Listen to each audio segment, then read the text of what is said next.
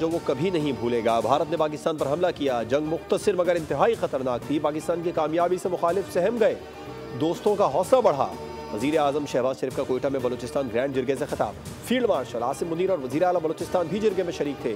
वजीर आजम ने कहा, अगले माली साल 1000 अरब के तरक्याती प्रोग्राम में बलूचिस्तान का हिस्सा 250 अरब रुपए होगा। ये फंड शफाफियत के साथ खर्च किए जाएंगे। बलूचिस्तान के माहिदीन से कहा, आपकी शिकायत हमारे सर आंखों पर, मगर दहशतगर्दों को दरिंदगी के सिवा कुछ नहीं आता।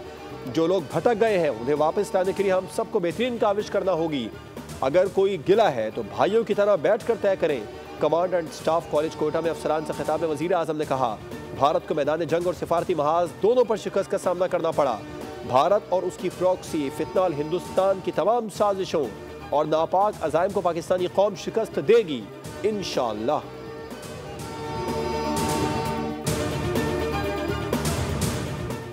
भारतीय फौज ने पाकिस्तान के हाथों तैयारों की तबाही की तस्दीक कर दी। मई में पाकिस्तान के साथ झड़पों में भारत के तैयारे तबाह हुए। भारतीय chief of defence staff general Anil Chauhan ने दुनिया के सामने एतराफ कर लिया।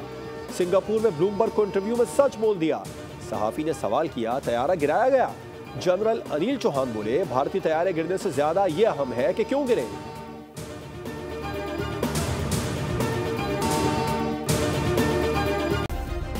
सब्सक्राइब करें और बेल दबाएं ताकि कोई खबर रह न जाए।